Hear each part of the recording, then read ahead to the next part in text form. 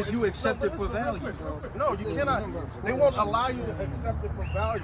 That's why we're not able to do it. Now our birth certificate, once we're established under the blood of Yahweh Shai, this is our birth certificate. Somebody get John 1:11. This book of John, chapter 1, verse 11. He came unto his own, and his own received him not. All right, so Yahweh Shai came to establish, so gives us a birth certificate to give us that surname Israel to be birthed as a nation. That's how we were supposed to be established. Keep going. But as many as received him, to them he gave power to become the sons of God. Boom. Even to them that believe on his name. Boom. So that took away that straw man from us. Do we have to still deal with the system? Yes, because we have to live out our bondage, because he comes and destroys the system.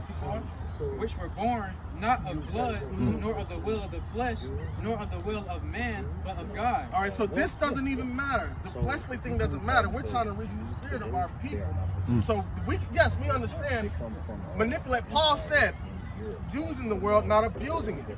Yeah, whoop the system the best way you can, but don't get fascinated on it to where like it takes your mind off your real birth certificate, which is these scriptures. Keep going. Come on.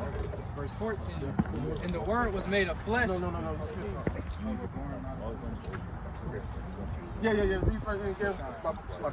Back at the book of John, chapter 1, verse 13.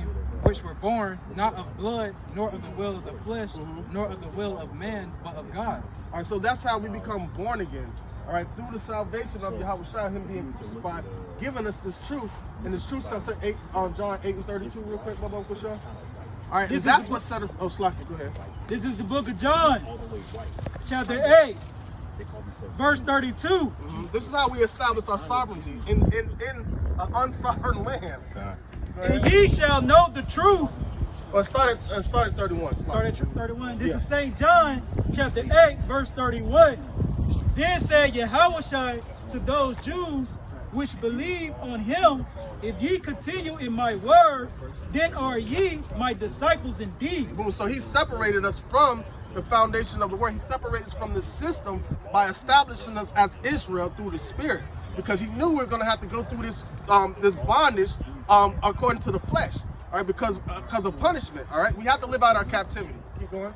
And ye shall know the truth, and the truth shall make you free. Boom, the truth shall make us free, and that's what gives us our sovereignty and our freedom. No understanding the word of Yahweh Shai. Because a lot of people are not going to be able to understand it.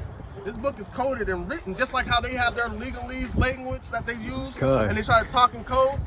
Like, that's why Yahweh Shai came down here. They got that from the word. He came down here talking in parables. They could not understand the words that he was saying, but the disciples, the ones that believed in his name, which were born from heaven, meaning being reborn in the mind, accepting the truth, that's how we got our sovereignty, and that's how we got our surname, Israel. And somebody know what that is in Isaiah? One shall surname himself Jacob, and the other shall surname himself Israel. Blue letter, Babakasha. Isaiah 45 and 44? 45. Well, yeah, somebody bring that out real quick. That's how we got our sovereignty, because they're not going to allow us. All right, so even if you do go through all that and try to get your UCC and claim your sovereignty, they're still not going to allow you to call yourself an Israelite. Yeah, I got it. Go ahead. Because that's our surname. They're still going to call you by your slave name. All right, this is Isaiah chapter 44, verse 5. One should say, I am the Lord. Another should call himself by the name of Jacob. Boom. And another should subscribe with his hand unto the Lord, and surname himself by the name of Israel. That's how we establish our sovereignty and surname. God damn it.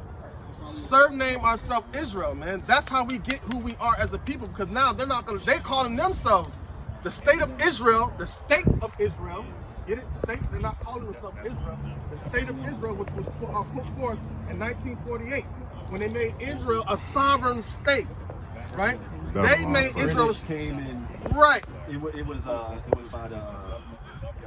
Was it according to the Treaty of Rome, or what was the treaty that was brought forth to make Israel a sovereign state in 1948? Belfort. The Belfort Treaty, yeah. That's what brought Israel to be a sovereign state, right? A sovereign state. So therefore, they're trying to surname themselves Israel. But they don't even call themselves Israelites like how they're subscribed in the scriptures. They call themselves Israeli, Jewish.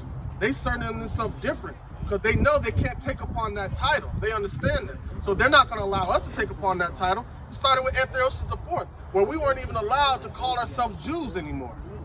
And that carried on over here. That's why if you go down to Kingsley Plantation, the Igbos, they knew that they were Hebrews. They took that name from us. Yep. I know that there's some Israelites that went to Jerusalem and living there, and some of the And they kicked them out. I was hearing about that. They were kicking some of them out. Benjamin, or what's And yeah, I forgot the guy's name, but what I'm trying to figure out, so the Israelis that lives inside of Israel right now are not the true Israelites. No.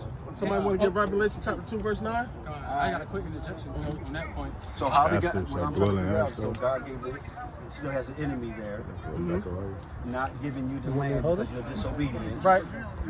And also Now, the give me land the- has to be cleansed. That's me. Okay. So therefore he's God, keeping them because there. the land to spew you out for your sins. I Right, understand that. right. But the land has to be cleansed, and the only way he could cleanse the land is through bloodshed. So the ones that shed blood in Israel at that time, they're back here today to live out their judgment. Reset real quick. Isaiah 2:4. He shall judge among the nations, and shall rebuke many people, and they shall beat their swords into plowshares, and their spears into pruning hooks. Nation shall not lift up sword against nation.